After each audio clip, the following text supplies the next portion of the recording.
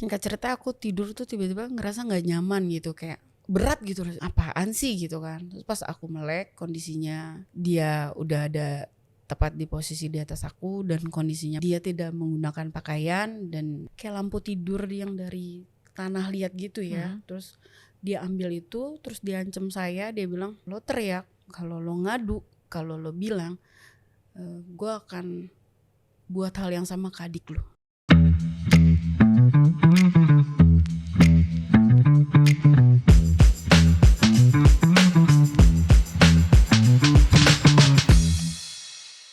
Selamat datang di Forfoxa, tempat di mana ceritamu didengar dan dapat menjadi kekuatan untuk orang lain. Bersama saya Gaby, teman yang mendengarkan dalam perjalanan cerita kehidupanmu. Bersama saya saat ini ada Oyen. Halo Oyen, apa kabar? Hai Kak, baik. Oke, terima kasih untuk waktunya. Saya sangat menghargai dan sangat bersyukur kamu mau datang ke sini, meluangkan waktu untuk berbagi cerita dengan teman-teman semua, menceritakan pengalaman hidup kamu yang tidak mudah, tapi kamu bersedia untuk menceritakan dengan kita semua. Terima kasih banyak. Kalau nggak salah kamu 9 bersaudara ya? 11 sebenarnya sih Kak. 11 bersaudara. Iya. Oke, bisa diceritakan sedikit tentang latar belakang keluarga kamu? Oke, baik. Sebelumnya saya perkenalkan dulu, nama saya Mauren Lawalata. Orang biasa panggil saya Oyen. Saya 11 bersaudara karena papa saya sudah memiliki 2 anak di pernikahan sebelumnya, dan mama saya memiliki 3 orang anak di pernikahan sebelumnya. Lalu mereka bertemu dan terjadilah kami sisanya. Berarti 11 bersaudara ini adalah gabungan dari beberapa keluarga. Iya, tapi semua berhubungan ya? Berhubungan, cuma memang gak semua tinggal sama-sama. Oke, rame banget rumahnya, ada 11 orang. Apa semua satu rumah? Enggak, karena yang satu rumah yang 9 aja, yang 2 beda rumah. Apa rasanya hidup di rumah bersama 9 saudara? Kayak udah rame aja sih ya, kayak jadi kayak nggak perlu cari main di luar gitu, bisa main bareng-bareng sama adik kakak kayak gitu. Di rumah aja udah happy ya? Gimana ya? Kalau konteksnya lagi main ya happy, tapi kalau lagi nggak main ya nggak juga sih. Jadi rumah rame terus karena rame memang orang. Kondisinya rumah itu karena keluarga besar ya, ada saudara-saudara dari mama juga gitu, ada sepupu-sepupu, ada kakak adiknya mama juga tinggal di situ. Karena itu rumah oma. Berarti satu rumah isinya keluarga besar. Iya. Boleh ceritakan sedikit saat ini kesibukan kamu apa, Oyen? Oke. Kesibukan aku adalah seorang nail art yang baru aku mulai pelan-pelan bangun sendiri sih. Cuma aku nggak punya salonnya atau studionya, cuma aku home service aja. Oke, berarti kamu menggeluti bidang kecantikan, iya. Bidang beauty khususnya di kuku ya, Iya, nail art. iya. Oke, terima kasih. Boleh kita kembali lagi ke sebelumnya, kamu sempat cerita ke saya sebelum ini dimulai bahwa di dalam keluarga kamu dari 11 bersaudara ini seperti dibeda-bedakan. Iya. Karena kamu dianggap bukan anak oleh ayah. Apa rasanya dan apa kamu bisa cerita sedikit? Oke, jadi saya cerita yang dari saya lahir ya, maksudnya pengalaman saya selama saya mengenal dunia gitu. Waktu itu papa saya bilang, waktu saya sadar-sadar SD kali ya, kelas 1 kelas 2 papa saya tuh suka nyamperin saya gitu dengan bilang, denger ya, kamu tuh bukan anak saya. Dia bilang gitu. Cuma waktu itu kan kita masih kecil ya, jadi kayak apa sih gitu, kayak antara ngerti dan enggak. Terus singkat cerita keseringan seperti itu sampai saya tumbuh. Terus dia bilang, pokoknya kamu bukan anak saya, lihat aja anak saya tuh cantik-cantik. Jadi saya dibandingin dengan kakak saya dan adik saya yang memang putih, mulus gitu ya. Untuk kondisi kulit oke lah gitu kan. Terus dibanding dengan saya yang mungkin agak, karena saya suka main ya, jadi kayak agak dekil, agak tidak terawat gitu. Cuman sering berjalannya waktu kan saya bertumbuh semakin besar. Dan itu terus terjadi. Dia selalu bilang kayak kalau jadi mama papa saya pulang kerja gitu ya kan, mereka suka bawa makanan. Lalu kita tidur sekamar gitu sekeluarga, adik kakak, dibangun semua anak-anaknya, bangun gitu.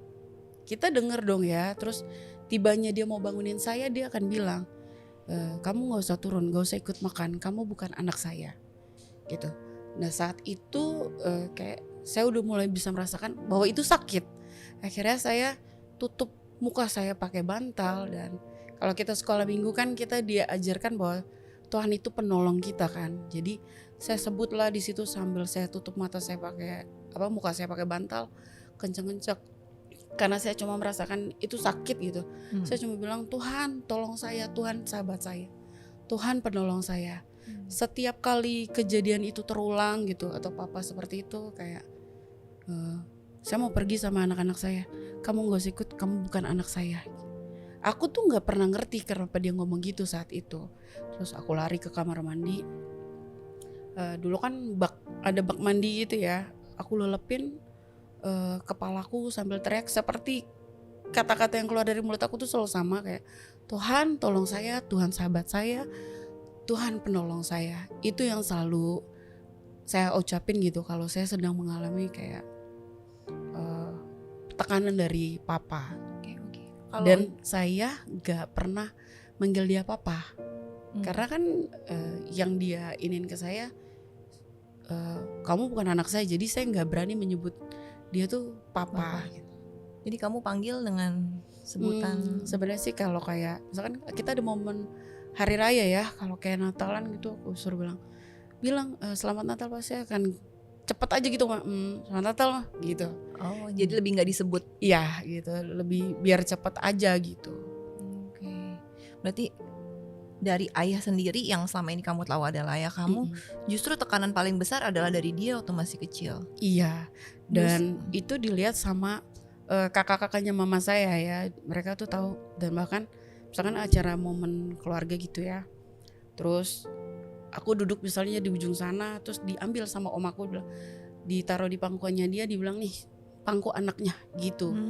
Itu menurut cerita dari tante-tanteku gitu. Jadi memang perbedaan itu ada dari aku kecil. Di usia berapa kamu mengalami? Aku dari kecil itu sih Kak, katanya dari, kalau bayangin ya, anak tuh dipangku paling umur 2 tahun ya. Dipangku untuk didudukin kayak gitu, terus sampai saya sadar SD, begitu udah merasakan bahwa itu hal yang menyakitkan ya, ternyata sampai saya bukan anaknya gitu. Ada pikiran itu di diri saya tuh ada. Boleh di-sharing gak, apa ada satu cerita dari masa kecil kamu yang sangat membekas di kamu dan sampai saat ini susah untuk kamu lupakan, yang sangat menyakitkan untuk kamu? Kayak simpelnya gini, kita kan kalau sakit cacar atau campak gitu ya namanya, kadang orang yang punya 2 anak aja tuh nular satu, yang satu ikutan. Ini apalagi kita yang ber9 gitu kan. Jadi kalau satu sakit semua sakit. Jadi ada momen kita nih sakit campak, terus tanteku bilang, periksain lah. Mama aku kerja, yang pulang duluan papa. Lalu papa bawa semua ke klinik, tapi aku enggak. Padahal kamu juga lagi sakit. Iya, sama sakitnya. Terus aku ingat banget itu aku SMP, aku masih pakai baju sekolah, aku masih pakai kaos kaki karena demam. Aku tidur di kamarnya kakakku. Aku ngumpet di situ sebenarnya. Udahlah, kayak toh gue juga nggak dianggap, gak usah ada aja sekalian gitu. Maksudnya ngumpet ya gitu, ya udah biar aja. Sampai mungkin tanteku ngedenger kali kayak aku menggigil atau ngigo gitu. Terus dibuka pintu kamar, lo kok berobat? Kok yang lain berobat, kok kamu enggak gitu? Ya nggak apa-apa, yang lain berobatnya sama papa gitu. Jadi dari 9 bersaudara ini, yang 8 semua dibawa ke rumah sakit? Ya dibawa berobat gitu. Berobat kecuali kamu? Kecuali aku.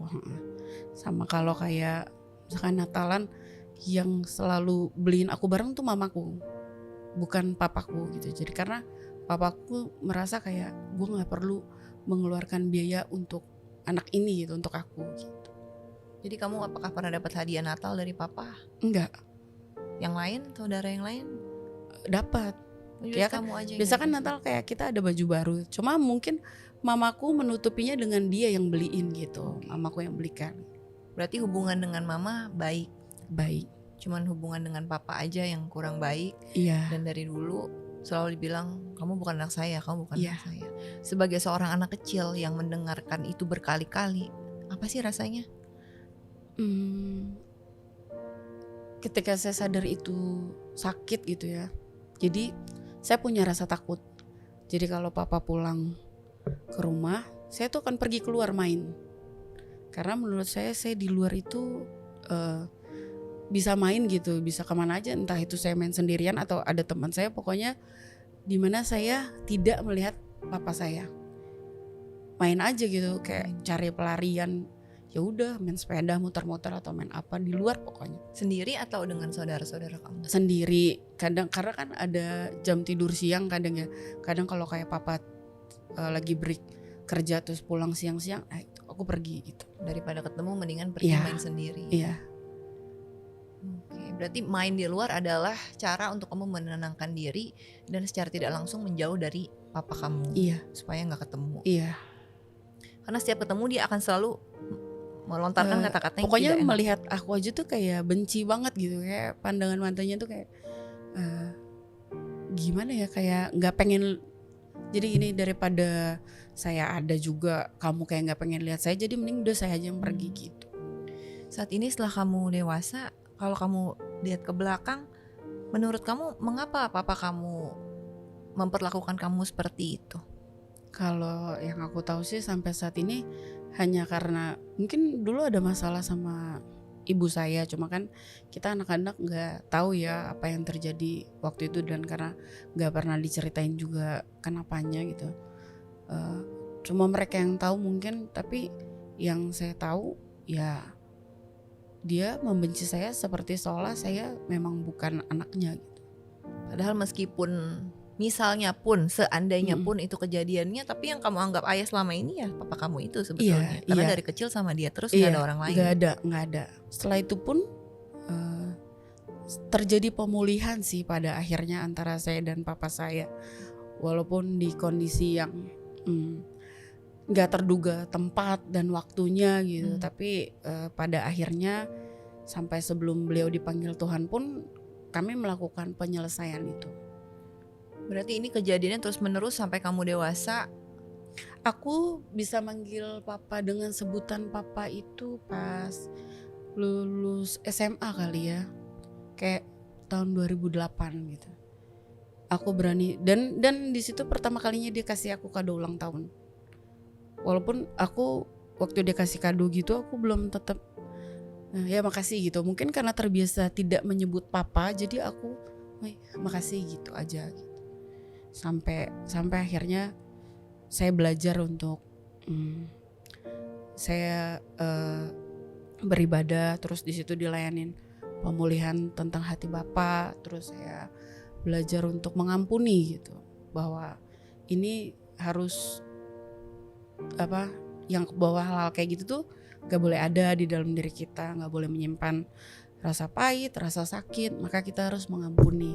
Akhirnya saya memutuskan lah waktu itu saya ingin mengampuni, dan ya pelan-pelan sih, memang nggak langsung ketika saya berdoa, nggak langsung pulangnya saya bisa papa peluk gitu juga, nggak langsung kayak gitu. Cuma ya berproses memang.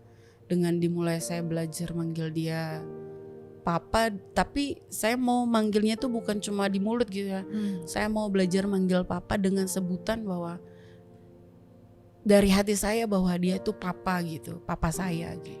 Berarti saat kamu mulai berubah dengan memanggil dia sebagai papa dari lubuk hati kamu, dia pun akhirnya berubah ke kamu dengan ngasih hadiah. Iya, apa seperti itu? Dia mulai luluh, dan ketika dia melihat saya bertumbuh menjadi anak yang dulu saya kecilnya, jadi saya flashback dikit lagi. Dulu saya kecilnya tuh kalau mau nonton TV, kalau ada papa saya ngintip. Jadi nggak berani. Kalau anak-anak kan ini papa, ini anak-anaknya gitu, yang lain gitu, kakak-kakak adikku. Terus aku ngintip di belakang. Aku tuh jadi anak yang pendiam sebenarnya. Tapi ada satu masa saya berdoa sama Tuhan, kalau kira-kira SMP ya, saya berdoa, saya bilang, Tuhan, saya nggak mau kayak gini terus. saya mau kalau saya ketemu orang saya ketawa. Sekarang saya pengen ketawa karena saya pengen happy gitu, saya pengen bahagia. Akhirnya Tuhan bentuk saya menjadi pribadi yang menurut orang menyenangkan, menurut orang-orang tuh saya humoris, bahkan gak akan ada satu orang yang mengira saya tuh pernah seperti ini, pernah mengalami hal seperti ini gitu, bahwa dimana saya dibedakan, saya dibilang gak cantik, dan itu berpengaruh juga di sekolah saya gitu, bahwa semua teman-teman sekolah saya ngeliat saya kayak saya dimusuhin hanya karena saya jelek. Kayak saya tuh ngerasa, Tuhan kenapa saya diciptain dan saya harus dimusuhin? Saya emang siapa yang mau lahir jelek atau cantik gitu ya kan waktu dulu mikirnya.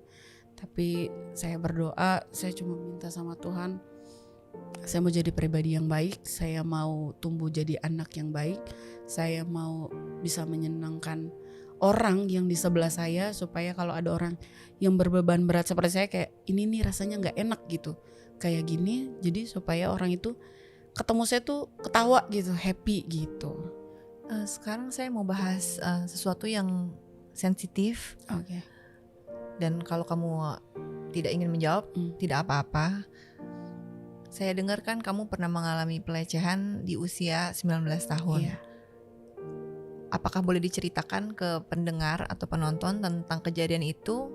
Tapi balik lagi, kalau kamu tidak nyaman, kita bisa skip ke pertanyaan berikutnya. Gak apa-apa sih, saya harus share karena menurut saya ini berhubungan juga ya tentang melepaskan pengampunan.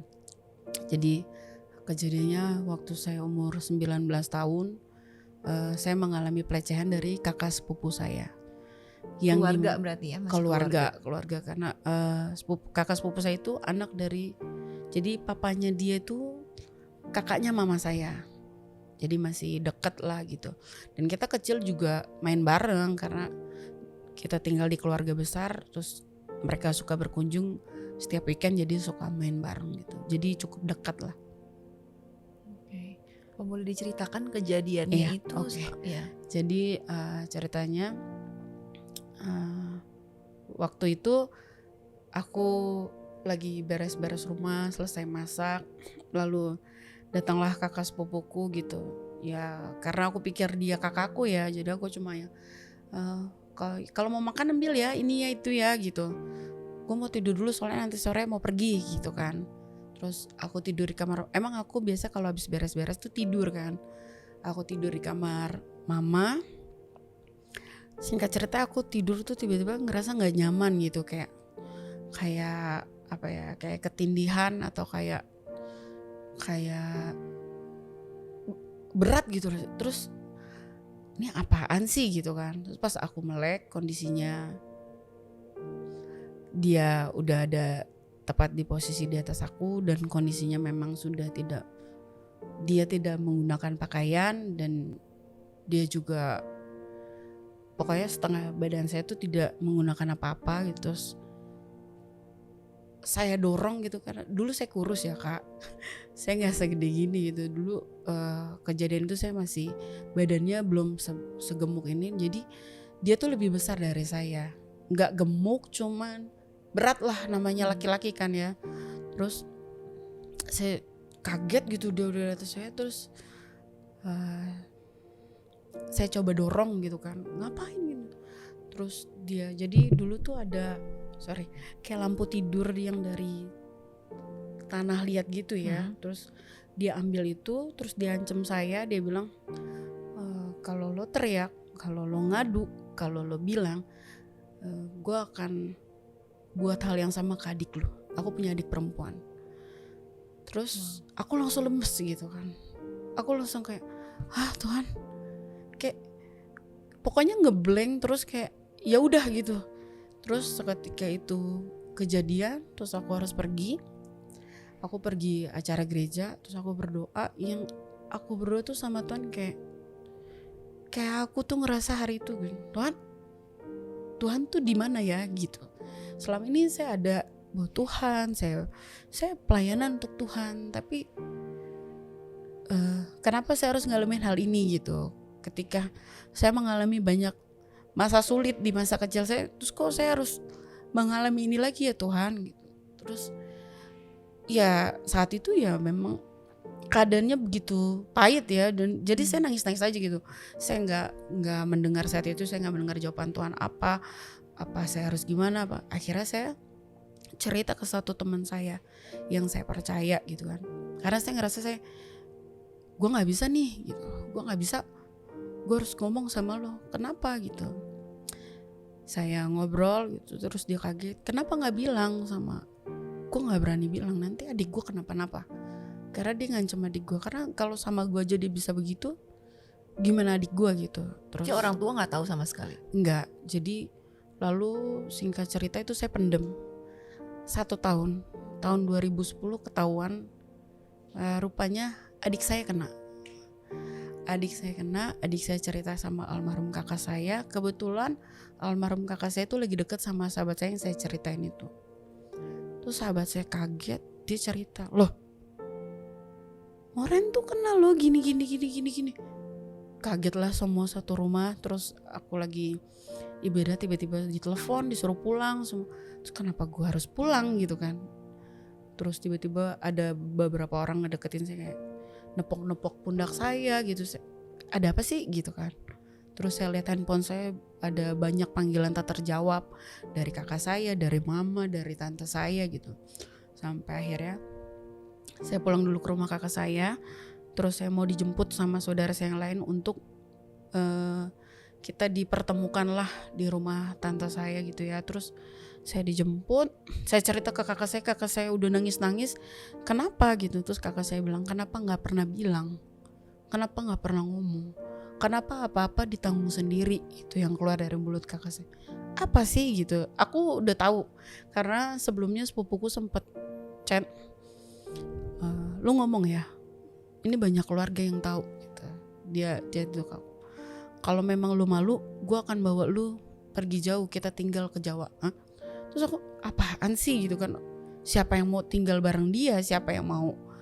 Gak ada gitu. Karena menurut aku selama ini tuh lu luka buat gue. Bahkan gue aja maunya menghindari lu. Kenapa tiba-tiba lu mau bawa gue pergi hidup sama lu gitu kan?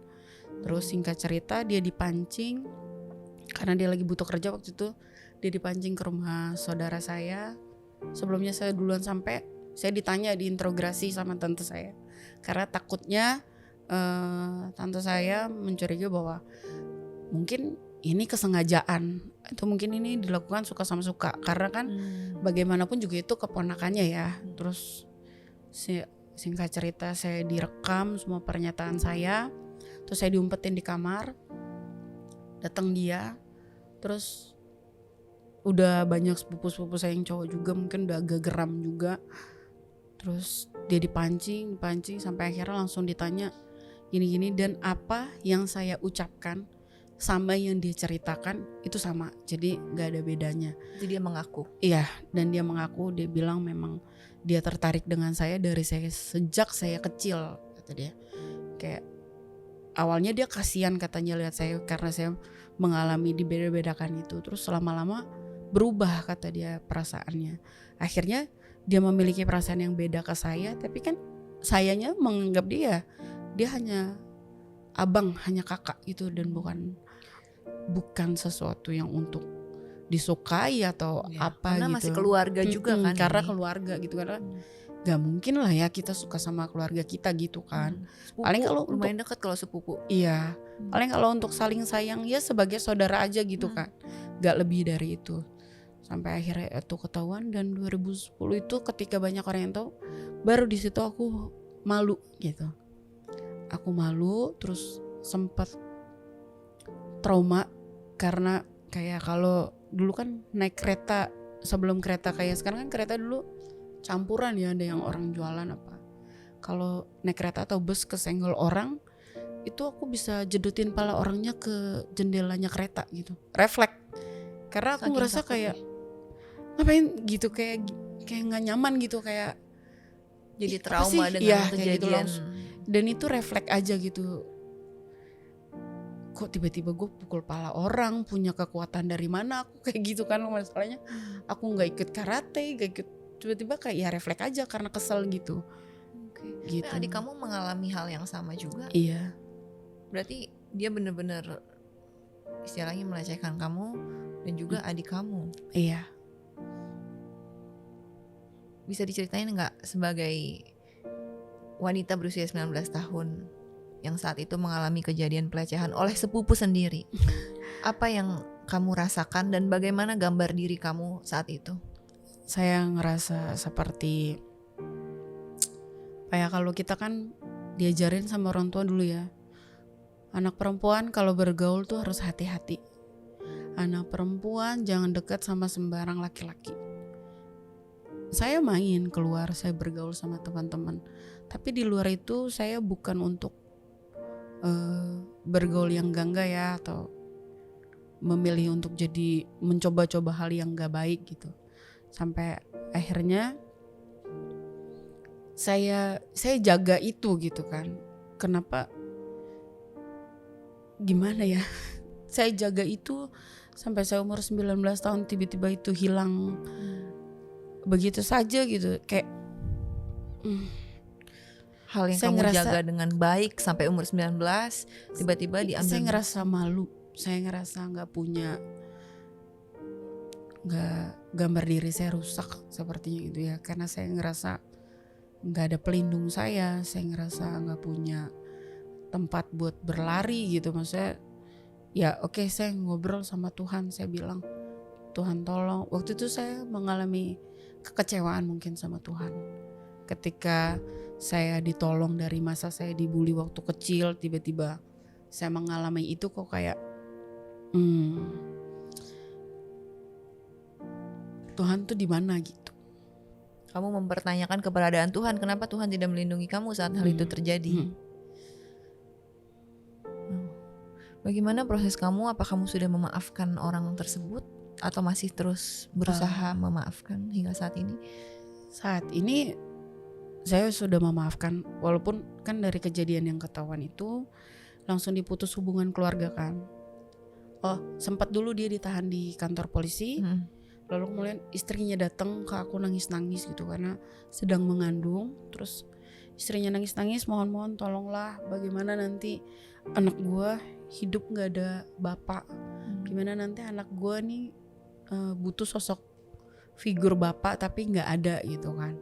Akhirnya dengan segala berat hati kita cabut tuntutan, tapi dengan putusan bahwa dia tidak lagi dianggap sebagai keluarga di bagian keluarga. Jadi memang sempat dilaporkan ke polisi. Sempat.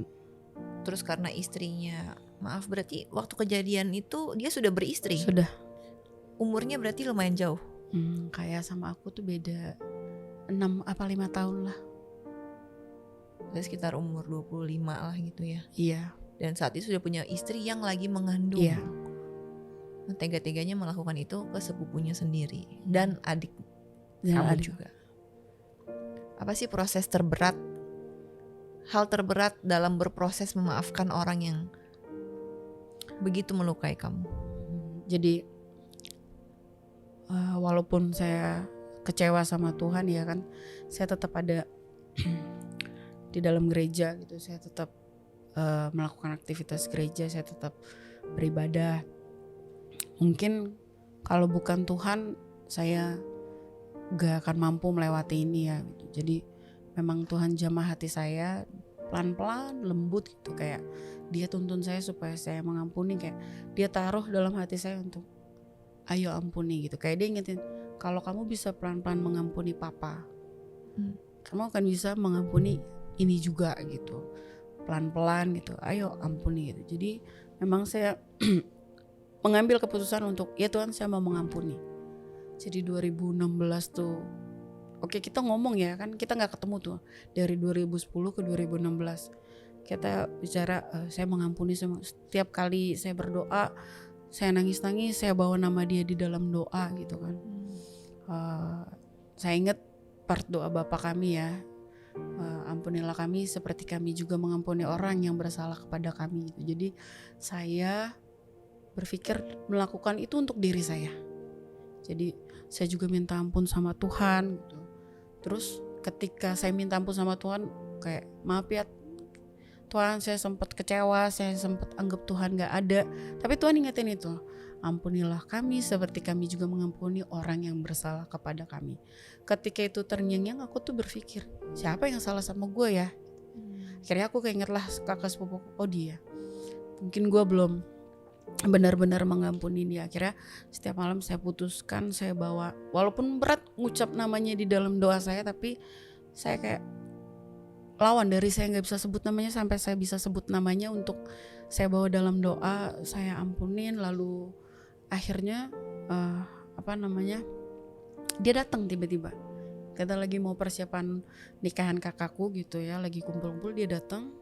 Saya pikir saya sudah mengampuni. Keputusan saya sih, saya yakin saya sudah mengampuni. Tapi ketika dia datang, baru suara motornya aja kelihatan, helm matanya aja di helm, tiba-tiba badan saya nge-freeze, terus saya meneteskan air mata. Kayak, oh, kok dia datang gitu kan. Saya diam, terus ada kakak saya, terus kakak saya cuma bilang, udahlah masuk, lagi juga kejadiannya udah lewat kok gitu. Oke. Saya masuk, saya bilang, iya mungkin ini udah lewat. Iya, karena kamu gak ngalamin yang saya rasain, jadi saya pun gak tahu kenapa tiba-tiba respon tubuh saya tuh kayak gitu kan. Tiba-tiba saya meneteskan air mata dan saya nge-freeze gitu kan. Akhirnya saya tenangin diri, tapi dia gak masuk ya. Akhirnya dia pulang, karena hampir beberapa orang di situ nyuekin dia juga, nggak kayak ada yang ngapain lu kesini gitu. Terus udah dia pulang, terus aku masuk, aku tenangin diri, aku berdoa, aku bilang, wow, proses mengampuni tuh kayak gitu ya Tuhan gitu. Tidak instan, enggak, berproses, tapi keputusan kita yang berkali-kali untuk saya harus mengampuni. Seperti yang kamu cerita tadi, doa Bapa kami, kita harus mengampuni orang yang bersalah pada kita. Sekarang saya mau bertanya, dengan kejadian-kejadian yang begitu berat itu, apakah titik balik kamu sehingga kamu bisa merubah gambar diri kamu, identitas diri kamu menjadi seperti saat ini? Titik balik hidupku tentunya karena penyertaan Tuhan ya. Itu pun terus berproses sampai satu ketika nih ada momen papaku masuk IGD, lalu sebelahnya ada sepupu aku di IGD yang sama, di rumah sakit yang sama, di rumah sakit yang sama, iya, kasurnya sebelahan. Terus adikku tiba-tiba keluar, adikku kepal-kepal tangan, kayak adikku bilang gini, ini gue harus gimana ya, ini dia namanya ini kan, nama lengkapnya ini kan, ini dia ada di sebelah papa gini singkat cerita. Terus tiba-tiba dipanggil lah keluarga Bapak Richard karena papaku tarik-tarik selangnya. Pokoknya papaku nggak nyaman di situ kan. Kita lari, kita masuk. Terus aku masih gemetar lihat dia. Terus kakakku dan adikku nutupin dia, terus hordeng juga ditutup sama suster kan mungkin. Terus aku jadi nggak ngeliat dia, tapi akhirnya aku keluar karena aku masih kayak, duh Tuhan, saya udah ngampunin loh gitu. Kok ada dia? Tapi papaku sempat bilang ke adikku kayak, tolong dimaafin, tolong diampunin. Adik aku yang laki-laki yang sempat juga emosi karena ngelihat dia lagi kan, karena dia pernah berucap gitu ya, kalau gue ketemu gue akan bunuh. Tapi itu tidak dilakukan, puji Tuhan. Dan dia dengar kata papaku, dan aku ke depan keluar rumah sakit sampai aku mendampingi papaku di rumah sakit kurang lebih 3 minggu lah ya. Terus itu sama sekali tidak dipertemukan dengannya, padahal dia sama-sama sakit jantung. Papaku juga waktu itu ada jantung, jadi di lantai yang sama di rumah sakit itu. Dan aku tidak pernah dipertemukan oleh dia, gak pernah yang papasan lagi sampai hari ini. Sampai aku pernah dikabarin oleh dinas sosial karena Facebook kita temenan gitu ya, temannya cuma aku di situ. Terus aku di DM gitu, dibilang, ibu apakah ibu keluarganya ini gitu, kami mau melaporkan kondisi kesehatan ini gitu.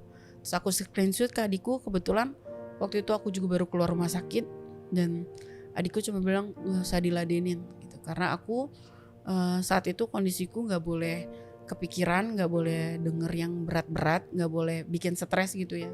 Sampai akhirnya ya udah, aku bener-bener virus kontak. Tapi dari situ aku ngerasa kayak gini ya, waduh, kalau sampai di akhir hayatnya dia nggak tahu gue udah maafin dia, gue udah ngampunin dia, kayak aku punya rasa bersalah. Sampai akhirnya, tapi tetap nggak ketemu, cuma akhirnya aku terus bawa dalam doa. Sampai sekarang aku udah feel free aja sih, aku udah mengampuni dia, aku udah maafin dia. Aku cuma bilang sama Tuhan, Tuhan tolong diampuni segala kesalahannya gitu. Kalau dia sakit tolong disembuhkan, tolong buat hatinya tenang kalau memang dia harus pergi gitu. Karena kondisi yang dilaporkan kan dulu katanya dia kritis ya. Apakah dia pernah minta maaf ke kamu secara langsung atau lewat? Enggak, tapi kayaknya dia sempat minta maaf sama papaku. Oke. Tapi ke kamu atau ke adik kamu tidak pernah Enggak, minta maaf? enggak. Perjalanan hidup kamu sangat-sangat berat dan seperti yang kamu bilang, karena kalau bertemu di awal kan banyak ketawa bercanda. Orang tidak mengira-ngira bahwa sebelumnya kamu setelah melewati banyak hal yang begitu sulit, dari masa kecil ditolak oleh ayah, tidak dianggap anak, dibeda-bedakan, bahkan saat kamu sakit, cacar, seluruh keluarga yang lain, seluruh saudara yang lain dibawa berobat dan kamu dibiarkan begitu saja. Dan papa kamu memanggil dan memberikan hadiah untuk saudara-saudara yang lain, tapi kamu tidak, karena kamu dianggap bukan anaknya.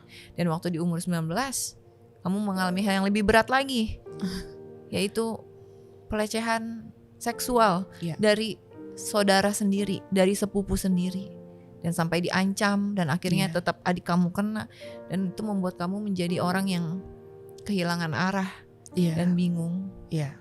Tapi kamu tidak ada pernah maksud saya berkonsultasi dengan psikolog atau apa, tidak? Enggak sih, tapi paling aku cerita ke pendoa ya. Pendoa, baik. Gitu. Berarti saya bisa bilang yang menyembuhkan kamu secara total adalah Tuhan sendiri. Iya. Bukan dari tenaga-tenaga ahli atau tenaga medis. Karena melewati hal seperti pemerkosaan adalah hal yang sangat-sangat membuat trauma bagi siapa saja yang melewatinya. Tapi kamu bisa melewati itu dan kamu bilang saya tidak pergi ke ahli medis karena saya sudah sudah memaafkan dan saya disembuhkan oleh Tuhan. Apa sih artinya disembuhkan oleh Tuhan buat kamu? Itu balik lagi ke respon ya dan keputusan kita gitu. Jadi aku mengalami sakit banget ketika aku tidak mengampuni. Dan kalau kita nggak mengampuni itu sakitnya bukan itu mempengaruhi sakit fisik gitu. Jadi itu menggerogoti dalam tubuh kita gitu kan. Sampai aku tuh jadi orang yang mudah sakit, gampang sakit gitu. Apa-apa sakit gitu. Akhirnya aku ngerasa kayak ketika aku mengampuni tuh ada energi baru yang Tuhan taruh gitu ya, yang aku rasa badanku fit, aku rasa badanku segar gitu, pikiranku, hati aku gitu kan. Karena kan Tuhan bilang hati yang gembira adalah obat. Kalau kita ketawa-ketawa depan orang, kita bisa aja ketawa karena hal lucu, ya karena kita lihat itu lucu gitu. Tapi kalau untuk hati kan kita perlu dari dalam ya. Jadi aku putuskan untuk hatiku harus bergembira Tuhan. Aku harus pulih gitu. Aku maunya aku baik, aku pulih gitu. Aku mau maksudnya bisa nolong orang juga yang mungkin nanti punya hal yang sama kayak aku atau ketemu dengan orang yang kayak sama kayak aku bisa punya kekuatan untuk merangkul mereka gitu kan, nggak cuma lewat kata-kata tapi kan kalau kita pernah mengalami terus ketemu orang yang sama akan jadi berkat untuk orang itu sendiri. Jika kamu bisa berbicara dengan versi kecil diri kamu, seorang Oyen atau seorang Moren yang dulu dibeda-bedakan, mengalami bully dari keluarga dan teman, dan sering nangis di kamar mandi yang kamu cerita, nangis diam-diam tanpa ada yang tahu, apa sih yang akan kamu omongin ke dia? Aku mau bilang, ini ngomong sama diri aku sendiri ya, Oren, kamu hebat, kamu bisa berjalan terus sama Tuhan.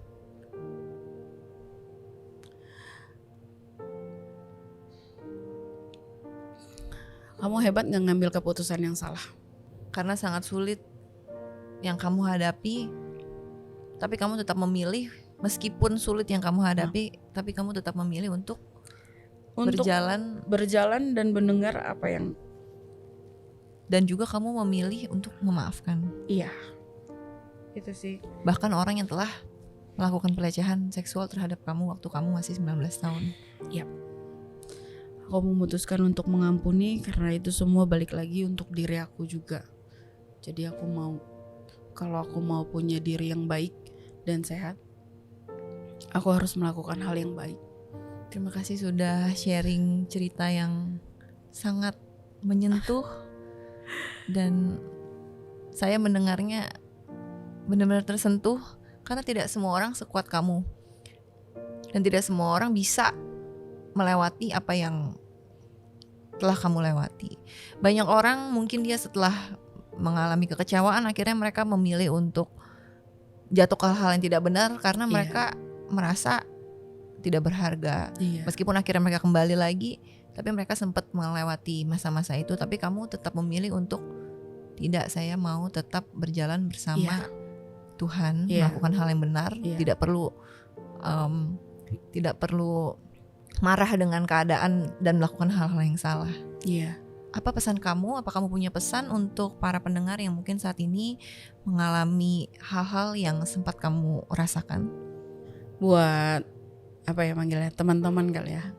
Buat teman-teman di sana, kalau ada dari kalian yang mengalami hal bully, hal nggak enak, atau pelecehan dari dalam maupun dari luar, saran aku sih jangan pernah pendam. Jangan pernah pendam, lalu jangan benci sama Tuhan. Karena satu-satunya penolong kita itu cuma Tuhan. Nanti Tuhan akan datangkan orang-orangnya untuk menolong kita melewati setiap proses. Dan percaya aja, pasti Tuhan temenin. Dia gak pernah tinggalin kita. Meskipun berat, tetap percaya Tuhan karena hanya Tuhan yang bisa menolong. Tidak ada yang lain lagi. Dulu kalau sekolah minggu kan kita sekarang juga ada sih lagunya ya, kayak Yesus itulah satu-satunya penolong yang setia gitu. Jadi kalau kita mungkin lupa ayat firman Tuhan, sekolah lagu-lagu rohani itu kan dibuat juga dari firman Tuhan. Ya nyanyiin aja lagu-lagu yang menguatkan kita gitu. Kalau lagi dalam masa sulit, jangan nyanyi lagu yang sedih, tapi justru nyanyi lagu yang menguatkan kita ya. Jangan. Karena akan berpengaruh juga ke pikiran bawah sadar kita ya. Iya. Apa ada lagi pesan yang ingin kamu sampaikan atau ada kata-kata yang menjadi kekuatan untuk kamu yang mau kamu bagikan ke pendengar? Itu aja sih buat saya, Tuhanlah penolong saya. Pasti juga penolong kalian semua. Amin. Terima kasih Moren yang biasa dipanggil Oyen. Terima kasih untuk waktunya. Kami tim For Foxa sangat bersyukur kamu mau menceritakan pengalaman yang sangat-sangat pribadi. Dan mudah-mudahan di luar sana yang mendengarkan bisa menjadi kekuatan untuk mereka semua. Amin. Bisa menjadi pelajaran juga untuk semua kita yang mendengarkan. Dengan segala kesakitan yang kita alami, perubahan yang kita rindukan dimulai dari keputusan untuk mengampuni. Terima kasih sudah mendengarkan. Saya harap cerita ini mendatangkan kekuatan. Sampai jumpa di episode For Foxa berikutnya. 'Cause your voice matters.